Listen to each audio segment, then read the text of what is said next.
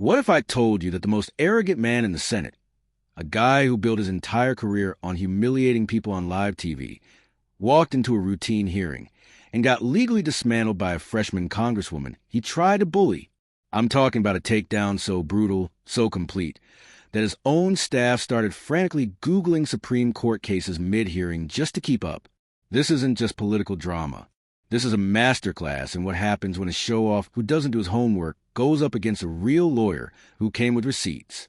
The man in the hot seat was Senator Josh Hawley. The woman who put him there was Congresswoman Jasmine Crockett. And what she did in that committee room didn't just go viral. It sent a shockwave through Washington that people are still talking about. This is a story of how preparation, facts, and a little bit of Texas grit turned a political bully into a national punchline. Let's set the stage, because to understand the explosion, you have to understand the fighters. In one corner, you have Josh Hawley, the Missouri senator who loves the camera more than anything. He's a Yale law grad who never misses a chance to tell you he's a Yale law grad. His entire political brand is built on these viral gotcha moments. He picks a target, often a woman, often a person of color, and he tries to trip them up with condescending questions and aggressive interruptions, all designed to be clipped for his followers on Twitter. He's the guy who raised his fist to the January 6 rioters, then was famously seen running for his life when things got real. All performance, all bluster. In the other corner, you have Jasmine Crockett, a freshman Democrat from Texas. But freshman doesn't do her justice. Before she ever came to Congress, Crockett was a civil rights attorney in Dallas. We're talking about a woman who spent years in the courtroom trenches, fighting for people who've been wronged by the system, voters denied their rights, families facing discrimination. She didn't go to Yale. She went to University of Houston. But more importantly, she went to the School of Hard Knocks, building real cases and fighting for real people. When she speaks, it's not for a soundbite.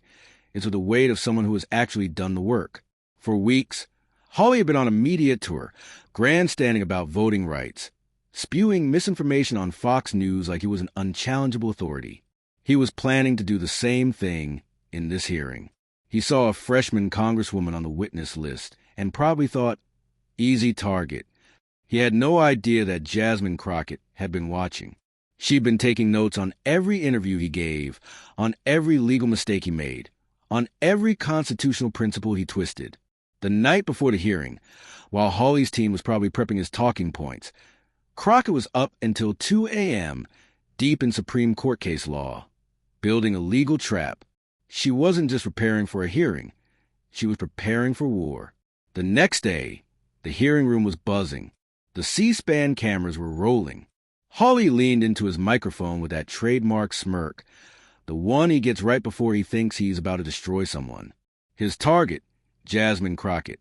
He began, his voice dripping with condescension.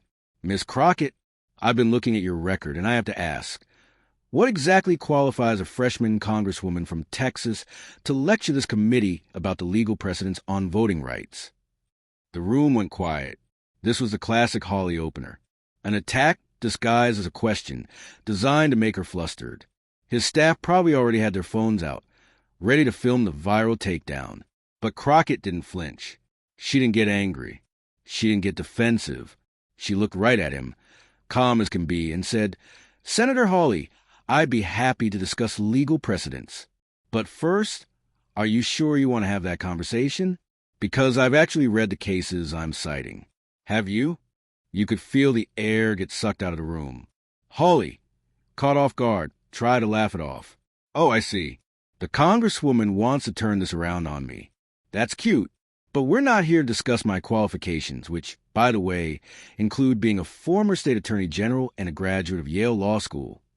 And that was his mistake. He walked right into it. A slow, deliberate smile spread across Jasmine Crockett's face. It was a smile of a prosecutor who knows a defendant just confessed on the stand. Yale Law School, she repeated slowly. That's interesting, Senator. She reached for a folder she brought with her. Since you mentioned your qualifications, I'd like to ask you about something you said last week on Fox News. The energy in the room completely shifted. Hawley's confidence started to flicker. I don't know what game you're trying to play here, he snapped, his voice getting sharper. "Oh, this isn't a game, Senator," Crockett replied, her voice still perfectly level. "This is about credibility. You just question my qualifications. I think it's fair to examine if your own public statements on the law are accurate. Don't you?" He was trapped. If he shut her down, he'd look like a coward. If he let her continue, he was walking into the dark. "Fine," he spat out. "Let's hear whatever point you think you're making." The room fell dead silent. Crockett opened her folder and pulled out a transcript. "Senator," she began, her voice clear and cutting. "Last Tuesday on Fox News, you stated, and I quote, 'The Voting Rights Act has been consistently misinterpreted. The Constitution clearly establishes that states have absolute authority over their election procedures.' Do you stand by that statement?" Hawley shifted in his chair. "I'd have to see the full context." "Oh, I have the full context right here," Crockett said, tapping the transcript. "But let me ask you, as a Yale Law graduate, are you familiar with Section 2 of the Voting Rights Act?" "Of course I am," Hawley blustered, trying to regain control. And that's when the hammer fell. "Excellent," Crockett said. "Then you'll be able to explain to this committee how your statement about absolute state authority aligns with the Supreme Court's decision in Allen versus State Board elections, which specifically held that federal law places constraints on state election laws. As a Yale Law graduate, you surely remember that case, right?" The color drained from Josh Hawley's face. The Allen case is a foundational voting rights decision. It's a case every first-year law student knows. And it directly, completely contradicted what he had just said on national television. The silence was deafening. You could see the panic in his eyes. His staff were now furiously whispering and typing on their phones. Hawley started to stammer. "Well, obviously there are various interpretations." Crockett cut him off, her voice like ice. "Senator, this isn't about interpretation. This is settled law from 1969. Either you were unaware of one of the most fundamental cases in voting rights law, or you deliberately misrepresented it on television. So, which is it?" But she wasn't done. She went for the kill. "And while we're at it," she continued, "you also claim that liberal judges are overturning legitimate state laws. Are you familiar with the case Northwest Austin versus Holder?" Hawley's mouth opened and closed like a fish.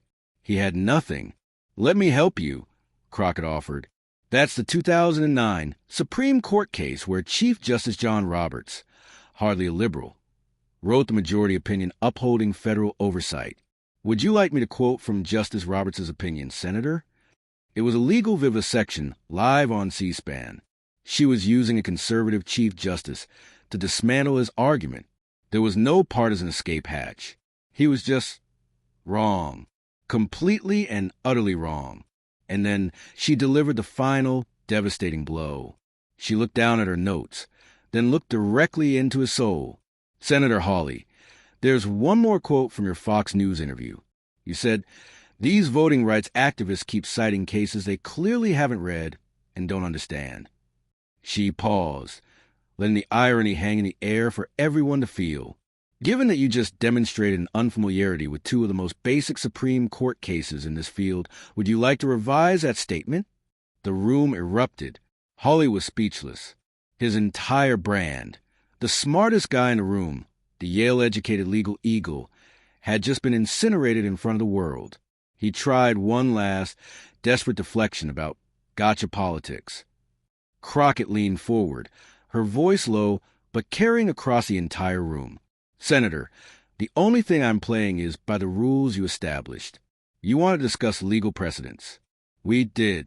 The difference is," she said, landing the final punch, "I actually read the cases before I cite them." Within minutes, the internet exploded. The clip was everywhere. Hashtag Yale Lawfail was trending. Memes of Hawley's panic face set to circus music were flying across TikTok. Legal scholars from Harvard to Oxford were sharing the video, calling it a textbook cross-examination and a masterclass in preparation. Even conservative commentators had to admit it. Hawley got destroyed. He walked into a legal debate with talking points, and she brought a library. This wasn't just a viral moment. It was a statement. It was a reminder that in an age of political theater and sound bites, substance still matters. Knowledge is still power. And if you're a bully who doesn't do your homework, eventually you're going to run into someone like Jasmine Crockett who does. And she won't just beat you. She'll bring the receipts, and she will take you apart, piece by piece, for the whole world to see.